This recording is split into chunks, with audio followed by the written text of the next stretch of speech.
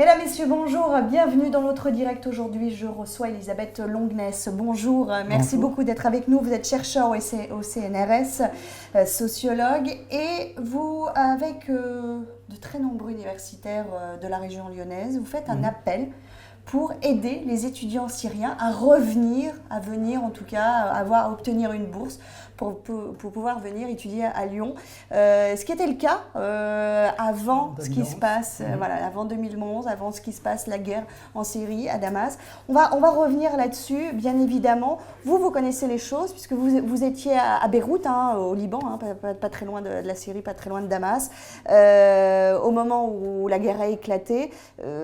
Comment vous avez vécu ces choses-là? Alors au moment où, au début, évidemment, les jeunes qui manifestaient parlaient de révolution.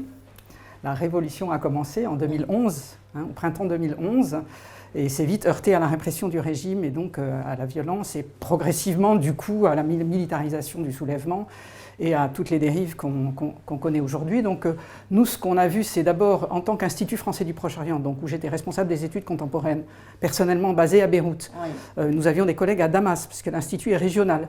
Donc une partie des chercheurs importantes était à Damas. Et la France a rompu les relations diplomatiques avec la Syrie dès le mois de juin.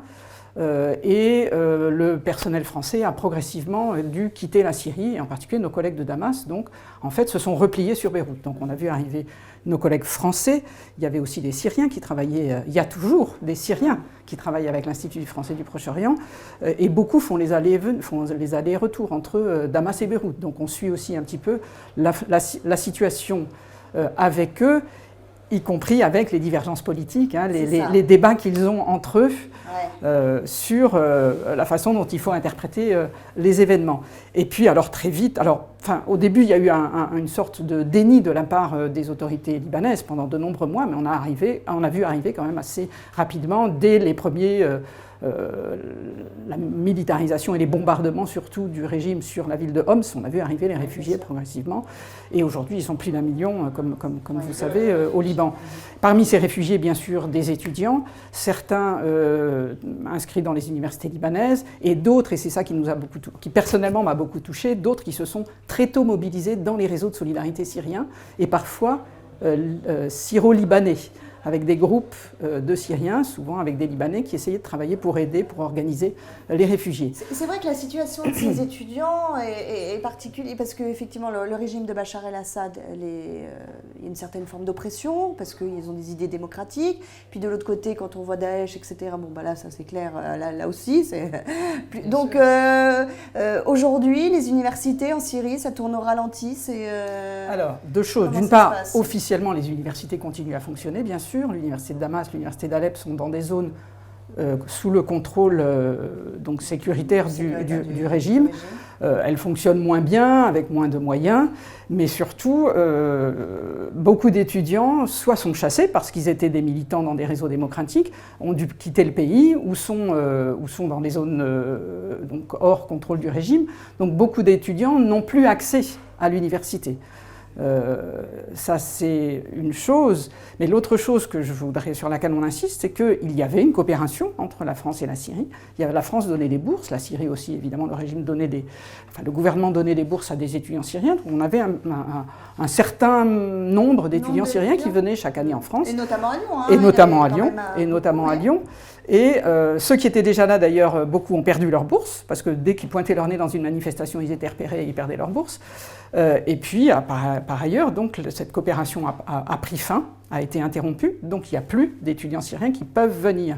Donc notre idée, c'est de redemander, de demander la mise en place, un retour à une forme de coopération pour aider les étudiants syriens, à la fois dans l'esprit du maintien de cette coopération avec la Syrie en général, la société syrienne, mais aussi, et ça je crois que c'est important, d'aider plus particulièrement ces étudiants qui sont mobilisés dans les réseaux de la société civile, dans les réseaux démocratiques, ceux qui ont payé cher leur engagement, donc pour les aider à reprendre des études. Il y a aussi de devoir les aider d'ailleurs. Oui. C'est pourquoi, évidemment, on a assez facilement réussi à mobiliser un petit groupe de collègues déjà qui sont mobilisés pour cet appel. Nombreux. Voilà. Et en particulier, vous avez peut-être remarqué, à la Maison de l'Orient méditerranéen, où on avait, il y a plusieurs équipes d'archéologie, et où l'archéologie française était importante en Syrie. On recevait des étudiants syriens, et donc voilà, nos collègues qui travaillent en Syrie sont particulièrement sensibles évidemment à cette nécessité de reprendre une coopération, et parce qu'il y aura des choses à faire. Bien sûr, et très concrètement, comment on peut faire? C'est quoi? C'est un appel, ce que vous appelez un appel aux subventions des collectivités locales?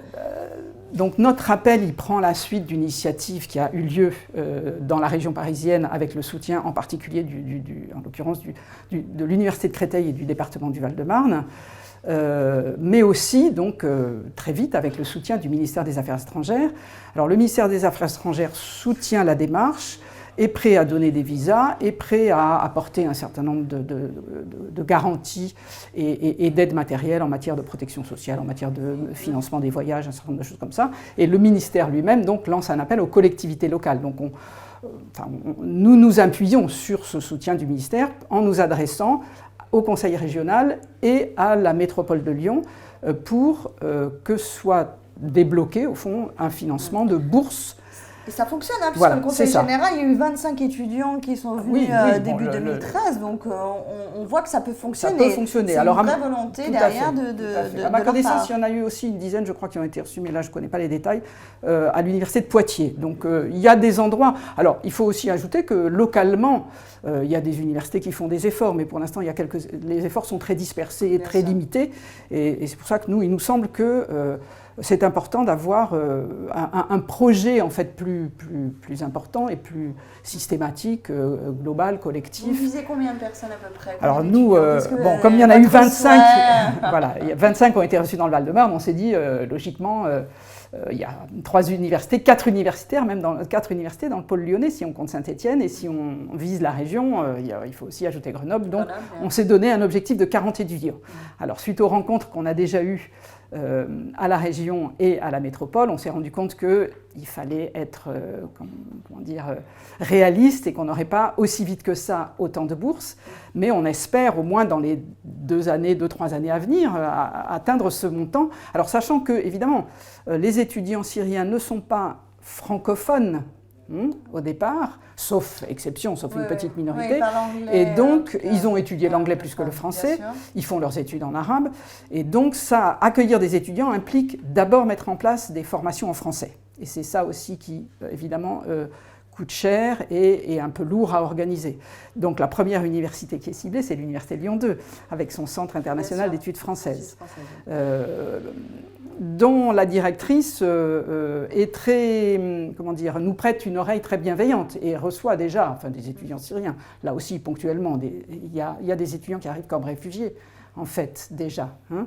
Mais voilà, donc c'est aussi pour ça que cette initiative est assez importante à mettre en place et que nos partenaires, les personnes que nous avons rencontrées... Vous avez décidé d'en parler, d'expliquer la situation, et comme quoi c'est important. Oui, ça nous paraît très important. Et puis, alors à terme, c'est vrai que la situation est extrêmement difficile, douloureuse et confuse en Syrie, et il est difficile de prédire quand ça va s'arrêter et qu'est-ce qui va suivre. Mais à terme, il n'y a aucune raison de ne pas poursuivre, reprendre, intensifier la coopération française. Et c'est aussi ça. C'est une manière d'aide. Alors peut-être, on n'envoie pas des bombes, etc., mais on aide les gens à... Bien sûr, moi d'ailleurs, je pense que c'est ça. Il vaut mieux dépenser de l'argent à former des étudiants. Qu'à envoyer des bombes. Je parle à la spécialiste du Proche-Orient que vous êtes, justement, la situation aujourd'hui, à l'heure actuelle. Alors elle est, parce qu'on a envie de savoir aussi. Elle est difficile à évaluer. Il semble que le régime soit un peu en recul sur pas mal de fronts. Le régime, de toute façon, tient très largement grâce à l'aide extérieure, grâce à l'aide de l'Iran, grâce à l'intervention du Hezbollah, grâce à l'intervention de forces extérieures. Mais dans l'opposition est malheureusement un peu dominée aujourd'hui par les groupes armés et en particulier les groupes extrémistes et Daesh. Donc ce qui fait le caractère dramatique de la situation. Il y a absolument trois grands ensembles de forces. Et notre souci, mon souci, et le souci de mes amis, de mes collègues et de nombre d'amis syriens, c'est de bien rappeler qu'il existe une société civile en Syrie aujourd'hui, et une société civile qui est silencieuse, mais qui travaille et qui aide les gens et qui fait un travail absolument extraordinaire en Syrie même, et d'ailleurs aussi dans les camps alentours. Moi, je les ai vus au Liban, mais on me raconte aussi ce qui se passe en Turquie. Hein. C'est les deux grands pôles où il y a le nombre le plus important. Et il y a des associations, des groupes, des réseaux, en lien d'ailleurs souvent, et ça c'est intéressant aussi, avec des groupes de Syriens expatriés qui se mobilisent et qui, pour essayer de recueillir une aide matérielle et l'envoyer. Et la solution entre guillemets de ce conflit, si elle peut exister, si est-ce que voilà, vous savez, moi, justement, est-ce que c'est la société civile qui peut Moi, je pense que à un moment donné, enfin oui, il faudra, c'est la société civile qu'il faut soutenir. Maintenant, il faudra un compromis politique sans doute et une période intermédiaire. Avec sans doute certains éléments de l'ancien régime. Enfin bon, ça c'est une question délicate. Une question politique. Et il faut arriver à ce qu'il y ait des négociations entre certaines des forces politiques de l'opposition. Et à un moment donné, il va falloir ouvrir le dialogue, si je puis dire, entre l'opposition. De plus en plus régime, de gens disent que le régime, Bachar el-Assad n'est pas du tout prêt à la négociation, donc je pense que lui, il sera. Toute négociation avec lui paraît totalement impossible, mais qu'il y ait des éléments du régime qui soient peut-être susceptibles d'assurer ou de contribuer à une transition. Bon, je pense que ça sera un peu incontournable, mais je suis prudente parce que encore une fois, si vous voulez, moi, mon souci, c'est vraiment, il me semble que nous aussi, moi, en tant que, entre guillemets, d'une certaine façon, société civile française, c'est de se dire, si on imaginer un futur démocratique à la Syrie, c'est sur les Syriens qu'il faut s'appuyer. Et je pense qu'on ne peut pas transférer quoi que ce soit, mais les Syriens doivent... Et la menace Daesh, vraiment, menace il contrôle un certain nombre de régions quand même, hein, effectivement. Ceci dit, on a dit à juste titre que le régime avait joué là-dessus. Ceci dit, il a joué une carte dangereuse et qui se retourne contre lui.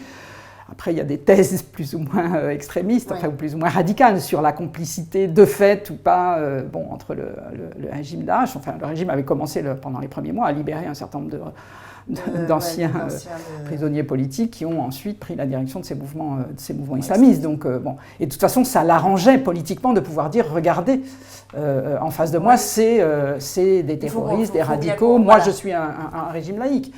Mais c'est un faux régime laïque d'ailleurs, d'une certaine façon, parce qu'il jouait aussi sur les logiques confessionnelles et sur les rivalités confessionnelles et communautaires. Il s'est appuyé sur sa communauté, et de plus en plus, sur une partie de sa communauté d'ailleurs, parce que dans sa communauté aussi, il y a beaucoup de prisonniers politiques, ça, il ne faut pas oublier de le dire.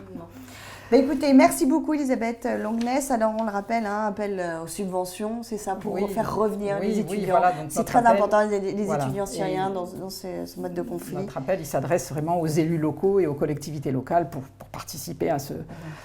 Et ça fonctionne, parce qu'on l'a vu, en Val-de-Marne, en tout cas, ça fonctionne. Voilà, donc ça peut fonctionner dans la région Rhône-Alpes. Exactement. Merci beaucoup merci d'avoir été avec nous. On se retrouve très bientôt sur Lyon Capitale.